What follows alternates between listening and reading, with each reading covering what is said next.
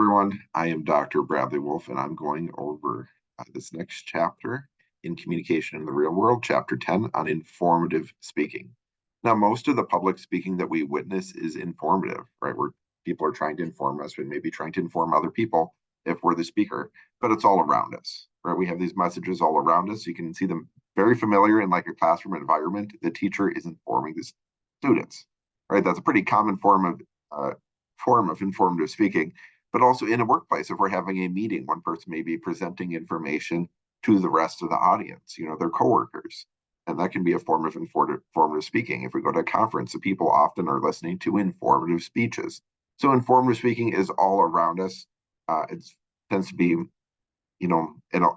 so the definition here is the goal of informative speaking is to teach an audience something using objective, factual information. So we're trying to, again, inform the audience. It's pretty forward. So this chapter goes through different aspects of informative speaking that's specific to informative speeches. The next chapter goes over persuasive speeches. Says here in ancient Greece that philosophers like Aristotle, Cicero, and Quintilian looked at public speaking as rhetoric, which is inherently persuasive. So if we look at those, and a lot of public speaking in the United States, we go back to ancient Greece, ancient Rome, and those sort of speakers, and we draw it out today. Some of those same ideas and ideals are still used today, right? It's been around for a very long time. That was more persuasive, so this chapter focuses more just on the informative aspects of it. And certainly we can use those same ideas in informative speaking as well. So the first thing you need to do when you're giving an informative speech is choosing a topic. Now, again, teachers often they have curriculum that they're following. They're hired to teach math or science or geography, and that's what they're going to be teaching. So they have a topic chosen for them. Same in a workplace. You often have a job, a role in the organization. And if you're giving a presentation, you're probably giving a presentation on something related to your role.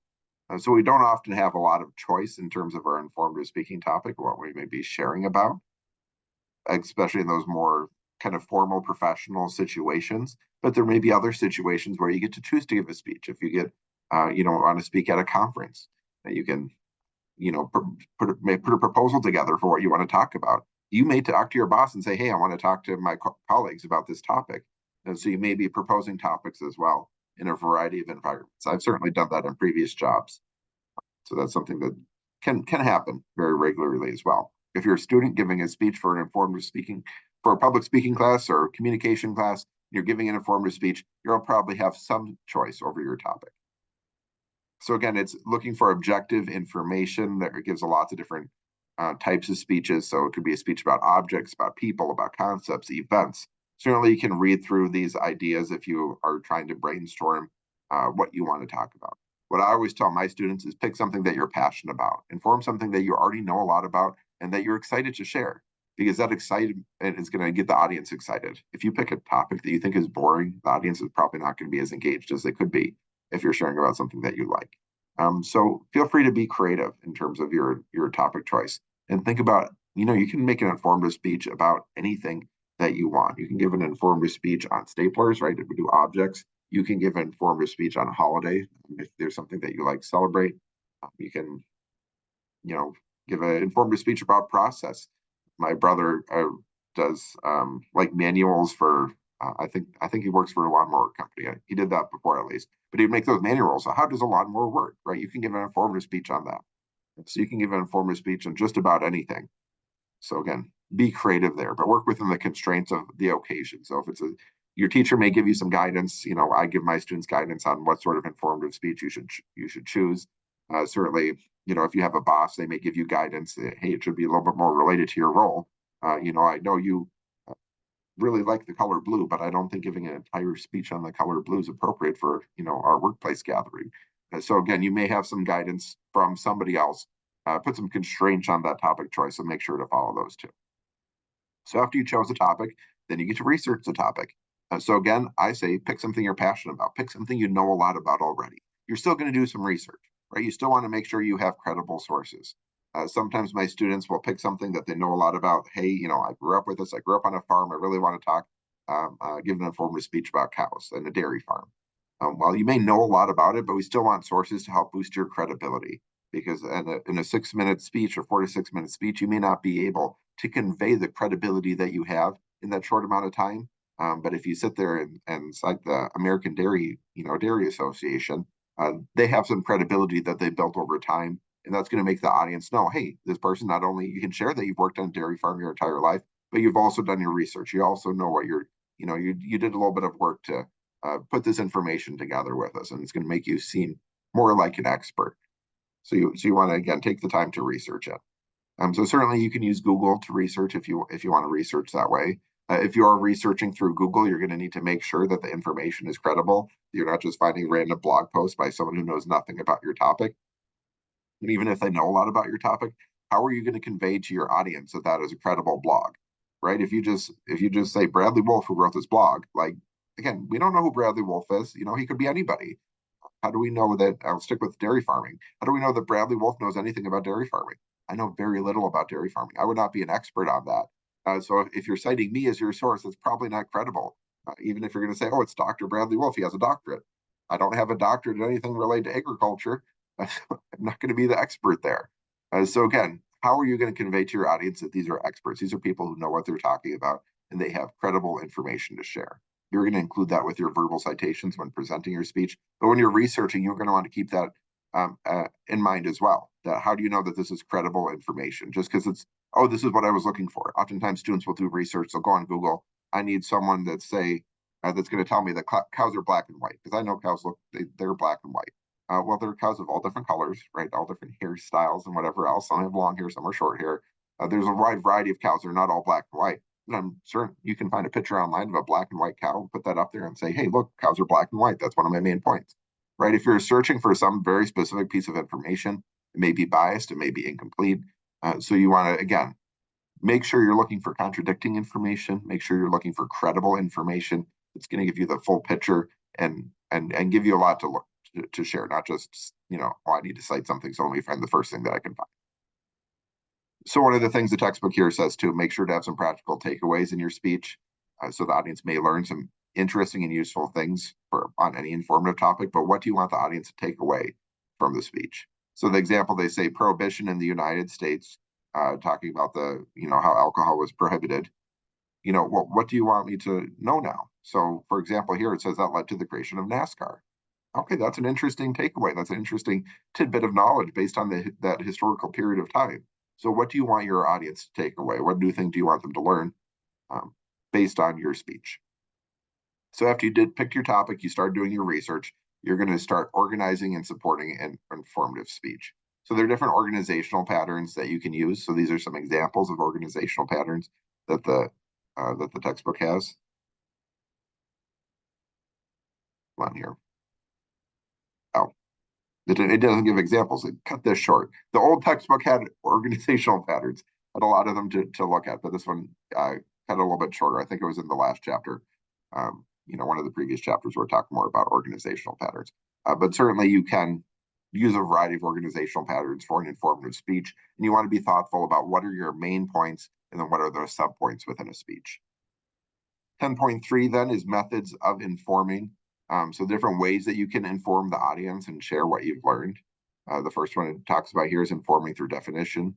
So certainly one of your sources could be a dictionary. It could be an encyclopedia that defines the term. Or how are you defining the term for your speech? Because there could be multiple definitions or ways of defining the same concept, but by defining it in a specific way for your audience can help inform them and help them view the topic in the way that you're trying to share it. You may also be defining it using some examples. So it's not necessarily just a dictionary definition. You could use an example of what it is, how it operates, what the meaning of it is. So it talks about the film Titanic. You can define that Titanic based on, there's Titanic museums across the United States. I've been to a couple of them. If you're really interested in the Titanic, certainly. Some people are. So I bet a couple of them. Again, with people who are more interested than I am, but still, I mean, you can share a lot of information about how you frame it. Are you framing it as a romantic film? This romance between Jack and Rose. Are you framing it and defining it as a historical event? Are you defining it in terms of the mechanics of a ship and why the ship wasn't, successful in making it across the Atlantic Ocean? Right? You can define the same event the Titanic sinking in a variety of different ways. You can define it using the film, you can define it using the science. So again, looking at that, how are you defining it, defining your example? So again, going beyond just a definition, you could also inform through a description.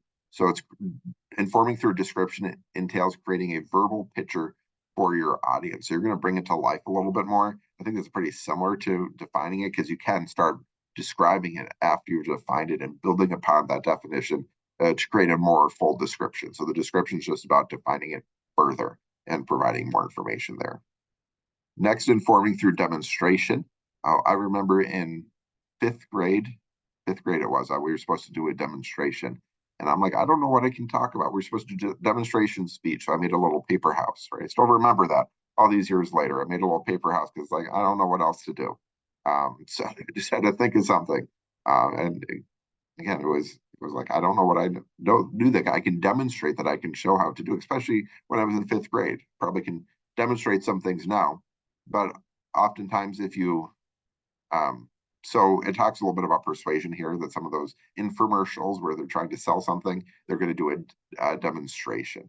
So certainly you can try and sell something to someone by doing a demonstration. I think about going to the Minnesota State Fair, and they have some booths set up where they're demonstrating their products, and that's how they're informing the audience. In that it is using demonstration to persuade the audience at the end of the day. But you can just inform them, just saying, hey, here's how to do it. If we look in a science classroom, oftentimes your instructor may demonstrate on how to do the science. So through that demonstration, a math teacher may take you through the math problem and demonstrate it. When I taught math to fourth and fifth graders for a while, and we used these manipulatives. So we had actual things we worked with to demonstrate how the math works. So certainly you can inform through demonstrating. You also can inform through explanation. So informing through explanation entails sharing how something works, how something came to be, or why something happened. So really just explaining it and bringing it to life in more detail.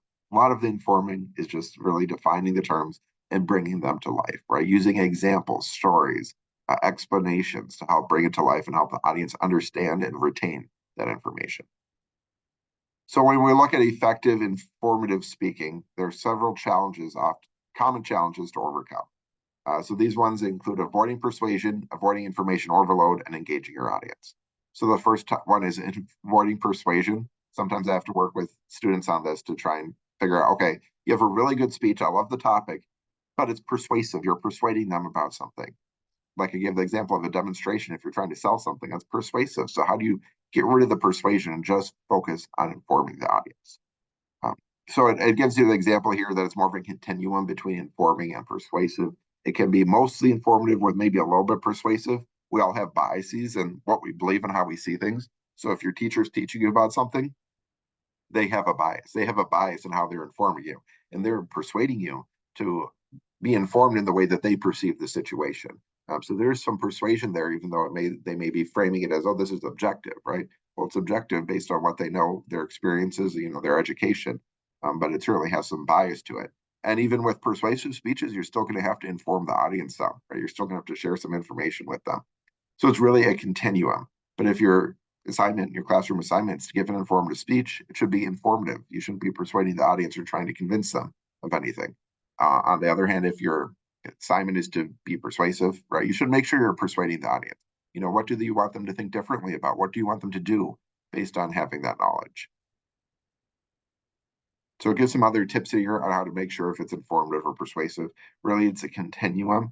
And you may just want to, like I always tell students, just reach out to me if you have any questions. So if you have any questions, is this informative? Is this persuasive? Let me know. There can be some gray area, and I certainly am glad to help students kind of work through that gray area.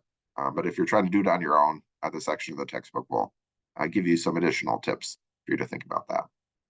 The second thing with informative speaking is to avoid information overload.